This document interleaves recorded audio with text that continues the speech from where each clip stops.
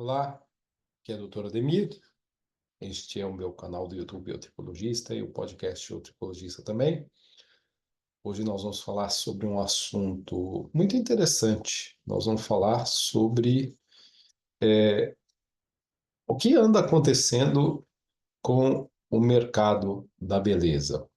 E também vamos falar sobre como influenciadores venderam a sua alma do clean beauty, da beleza limpa, da beleza verde, para o K-beauty, que é a cosmética asiática, predominantemente a cosmética coreana. E esse papo é um papo bem complexo, que envolve um conteúdo que é bem, assim, reflexivo, né? Porque certamente vocês lembram que até uns anos atrás, talvez, quem sabe, até ontem quase, havia um vasto número de influenciadores que eram paladinos da justiça cosmética. E eles pregavam a santidade dos ingredientes naturais como se fosse uma religião. Então, era uma época quando parabenos eram os demônios encarnados, os sulfatos, o apocalipse capilar, quando qualquer produto que não fosse orgânico, vegano ou natural, ou abençoado por unicórnios, era um veneno. Você lembra disso? Porque eu lembro. Mas e agora? Esses, esses puristas, esses defensores da beleza limpa, eles seguem igual? Eu sei que tem muita gente que segue, tá? Mas há uma grande parte deles que está hipnotizado pela performance instantânea de produtos coreanos, repletos exatamente dos mesmos vilões químicos que essas pessoas demonizaram por anos. Ou seja, a hipocrisia é tão grande que chega a ser cômica, se não fosse trágica. De 2020 a 2022, e não é só dessa época, até antes, nós vivemos um auge quase histérico do clean beauty. E veja, eu não sou contra, tá? Que fique muito claro. O mercado global saltou de 6,32 bilhões de dólares em 2023 para projeções de 34,8 bilhões até 2032, com crescimento de 14,62% ao ano. E no Brasil, na Europa e nos Estados Unidos, a palavra de ordem era uma só: natural, cosmético limpo, cosmético verde. Influenciadores se tornaram químicos de uma noite para outra, né, ou da noite para o dia, dissertando sobre os perigos mortais dos ingredientes que a ciência cosmética usa há décadas com certa segurança comprovada, como parabenos, que se tornaram grandes causadores de câncer, sulfatos, como o fim da humanidade, e silicones, a própria encarnação do mal. E a cada post, uma nova lição de terror sobre como a indústria malvada estava nos envenenando. O clean beauty, a beleza limpa, a beleza verde, não era mais uma escolha, era uma obrigação quase que moral. Quem não aderisse a ela estava fazendo mal para si mesmo, mas também estava conscientemente se matando e matando o planeta, destruindo o planeta. O movimento cresceu 1,3 bilhão de views no TikTok. Marcas como a Beauty Counter alcançaram avaliação de 1 bilhão de dólares vendendo um medo disfarçado de consciência. E a Europa baniu 1.328 ingredientes químicos, enquanto os EUA, os Estados Unidos, restringiram apenas 11, criando uma paranoia regulatória que se espalhou como praga no mundo todo. Em 2022, o mercado da beleza limpa começou a passar por um processo de desmoronamento. de uma forma silenciosa. Eles foram chegando aos poucos, os produtos asiáticos, especialmente os coreanos e japoneses, foram invadindo o mercado ocidental com uma promessa muito diferente. Resultados acima de tudo. Não importava se o produto tinha 50 ingredientes daqueles que eram condenados, desde que ele entregasse uma pele perfeita ou um cabelo maravilhoso em 2 semanas. Sendo assim, esse produto era o ideal. O mercado do K-Beauty, ou beleza coreana ou asiática, explodiu de 12,52 bilhões em 2023 para projeções de 25,98 bilhões para 2032, crescendo 8,43% ao ano. Uma empresa chamada Laneige vendeu 587 milhões de views no TikTok apenas com. Veja, eu estou seguindo o roteiro aqui, mas até para saber os dados, vendeu 572 milhões apenas através do TikTok, de um lip sleeping mask, uma máscara para lábios que a pessoa usa na hora de dormir. A Beauty of Joseon virou obsessão global com protetor solar que nem o FDA aprova nos Estados Unidos. E, de repente, a mesma audiência que idolatrava os ingredientes limpos estava obcecada por sérums de caracol, veneno de abelha, colágeno suíno e ácidos em concentrações que fariam um químico fugir. As linhas múltiplos passos ou multi-steps coreanas com 12 produtos viraram um trend. Mesmo que metade contivesse os vilões que antes eram imperdoáveis. E aqui está o ponto mais revoltante: os mesmos influenciadores que construíram impérios pregando clean beauty simplesmente mudaram de lado. Coisa meio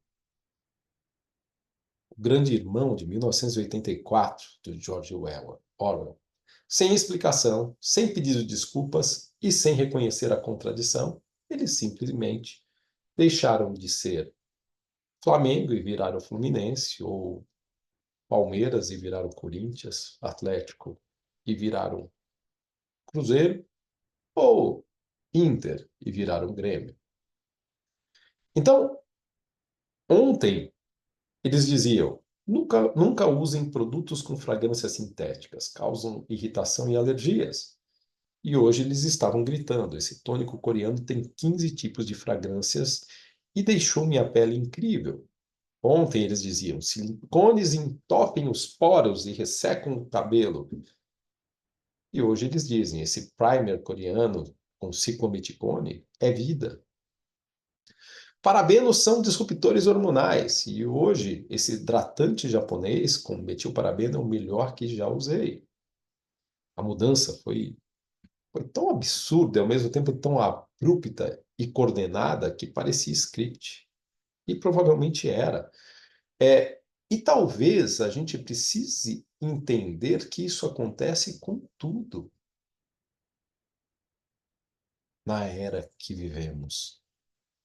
Porque as trends, os modismos, eles vão sendo jogados, eles vão nos sendo jogados e nós parecemos miquinhos amestrados e saímos correndo atrás delas, atrás das tendências.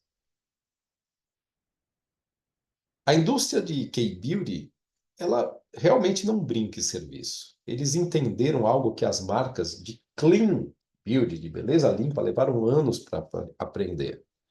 Influenciadores não vendem produtos, eles vendem narrativas. E a narrativa coreana, ela é irresistível. Tecnologia, inovação e resultados instantâneos.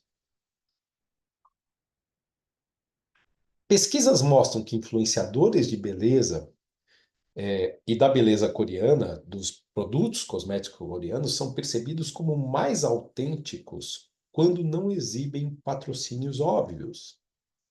Essa autenticidade manufaturada criou um exército de promotores que pareciam estar apenas compartilhando descobertas, quando na verdade estavam executando campanhas milionárias de marketing. Marcas como Amor e Pacific investiram pesado em influenciadores ocidentais, oferecendo não apenas produtos gratuitos, mas viagens para a Coreia, acesso exclusivo a lançamentos e contratos de longo prazo. Uma mudança de discurso tão súbita que chegava a ser suspeita. Eles fizeram mais. Na medida que eles postavam em suas redes sociais, eles realmente, por mais que estivessem recebendo de uma determinada marca, soavam como se estivessem descobrindo aquela marca ali, naquele momento. Isso aqui é maravilhoso. Acabei de usar, comprei, ganhei de uma amiga. Olha que coisa mais maravilhosa, esse produto me surpreendeu. É isso, né? Mas existem questões que ninguém quer discutir. A primeira delas é a da saúde. Os produtos asiáticos frequentemente contêm ingredientes em concentrações muito superiores aos padrões ocidentais. Ácidos retinóides, peptídeos sintéticos, tudo em doses otimizadas para o resultado. Mas ninguém fala sobre os efeitos a longo prazo dessa abordagem intensiva, especialmente para peles não asiáticas. Questão de meio ambiente. A pegada ecológica da produção asiática de cosméticos é frequentemente questionável, enquanto as marcas Clean Beauty faziam questão de mostrar suas credenciais sustentáveis, as K-Beauty praticamente ignoram o tópico, focando apenas na performance. Regulamentação. Muitos produtos coreanos chegam ao Brasil sem aprovação da Anvisa, vendidos como importados em um mercado que ninguém fiscaliza adequadamente. Ingredientes proibidos aqui são liberados lá, criando uma zona cinzenta e perigosa. E os testes em animais? Nesse caso, a situação é complexa. A Coreia do Sul baniu testes em animais para cosméticos em 2018, mas marcas que vendem fisicamente na China ainda precisam testar. A saída: muitas vendem apenas online na China ou através de Hong Kong para evitar essa exigência.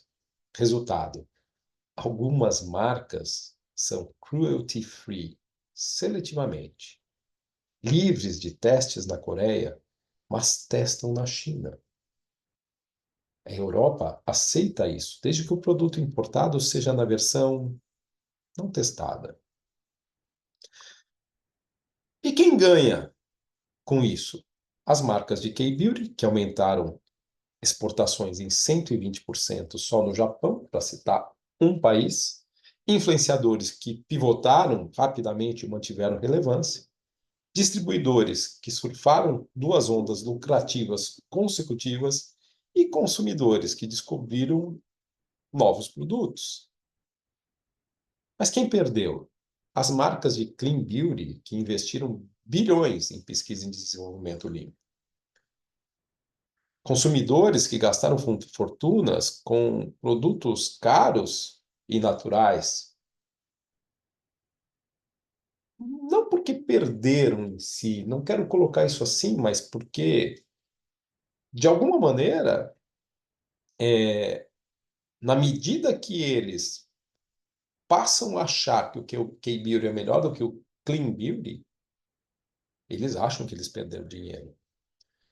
E a credibilidade da indústria de influência como um todo perdeu. Por quê? Por um motivo simples. Porque quando um influenciador troca de lado, e ele defendia tanto um lado que parecia muito ético para deixar de olhar para essa ética e olhar para um outro tipo de propósito, ele perde credibilidade. Ao menos para mim, não sei para você que está assistindo esse vídeo. Vou falar uma verdade que vai incomodar um pouquinho. Na maioria dos casos, tanto os produtos clean quanto os produtos asiáticos são seguros quando usados corretamente. A diferença está na filosofia. O Clean Beauty vende medo para justificar preços premium. Não vende medo, também vende saúde, vamos colocar assim. E o K-Beauty vende tecnologia para justificar resultados rápidos. Sobre os parabenos, eles são usados há 80 anos em concentrações seguras comprovadas por milhares de estudos. Os sulfatos, presentes naturalmente em vários alimentos, são consumidos diariamente. Os silicones, inertes e não comedogênicos para 99% das pessoas. A demonização de ingredientes, o terror cosmético, foi uma das maiores campanhas de desinformação da história da cosmetologia. E os mesmos que a perpetuaram agora promovem produtos com ingredientes muito mais potencialmente irritantes. Incoerentes, seguimos incoerentes. E aqui está o que mais me revolta: a falta total de responsabilidade. Influenciadores tratam seguidores como cobaias de suas estratégias de monetização, sem formação científica na sua grande maioria, sem conhecimento técnico, vendem certezas absolutas sobre temas complexos, sobre os quais desconhecem completamente. Primeiro, venderam o terror dos químicos malvados. Agora, vendem a salvação dos ingredientes milagrosos asiáticos. Amanhã venderão a próxima moda lucrativa e seus seguidores, como o gado, seguem cegamente cada mudança de direção. O pior, muitos nem testam os produtos que promovem, recebem amostras, fazem vídeos fake de primeiras impressões e embolsam seus cachês. A pele perfeita que mostram é resultado de procedimentos estéticos, iluminação profissional e filtros, não dos produtos milagrosos que vendem ou que induzem a venda. Enquanto isso, órgãos reguladores aplicam dois pesos e duas medidas. A Anvisa, por exemplo, exige procedimentos rigorosos para cosméticos nacionais, mas permite que produtos importados de baixo risco entrem apenas com notificação prévia, sem os mesmos testes de adequação ao clima tropical brasileiro, só para citar um ponto. A Europa, apesar de ter banido 1.328 ingredientes, vê crescimento explosivo dos produtos asiáticos, que atendem aos requisitos técnicos mínimos, mas não seguem a mesma filosofia preventiva que criou suas regulamentações avançadas. Desde que cumpram as exigências básicas, os produtos de K-Beauty circulam livremente, mesmo vindo de um sistema regulatório completamente diferente do sistema regulatório europeu. Seríamos injustos culpando apenas os influenciadores e as marcas. O consumidor moderno, ele quer milagres instantâneos e respostas simples para problemas complexos. Prefere acreditar nos falsos especialistas das redes sociais a consultar profissionais de saúde que poderiam iluminar suas cabecinhas de verdade. A mesma pessoa que pesquisa obsessivamente para comprar um celular aceita sem questionar as recomendações cosméticas de uma blogueira de 22 anos sem formação científica nenhuma. Preguiça intelectual ou apenas conveniência?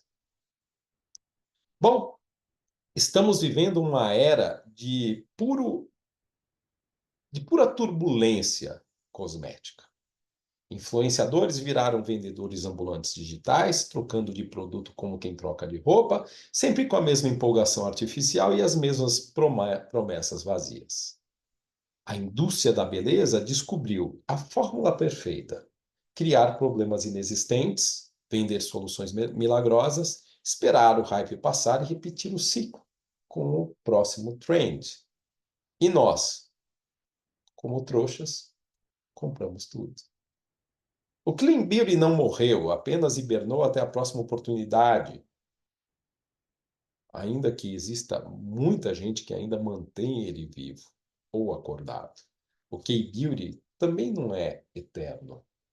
Já há sinais de saturação começando. A próxima moda já está sendo planejada em alguma agência de marketing, esperando o momento certo para descobrir ou para ser descoberta pelos influenciadores. O problema não são os produtos em si, o problema é o sistema onde as pessoas sem qualificação vendem certezas científicas para audiências desesperadas por soluções mágicas, onde o lucro importa mais que a verdade e a influência mais que a responsabilidade. E você? O que você quer no cosmético? Resultados honestos baseados em ciência real ou mais uma história bonita contada por quem lucra com a sua insegurança? Aqui é a doutora Ademir, este é o meu canal do YouTube e o podcast O Tricologista. Um grande abraço.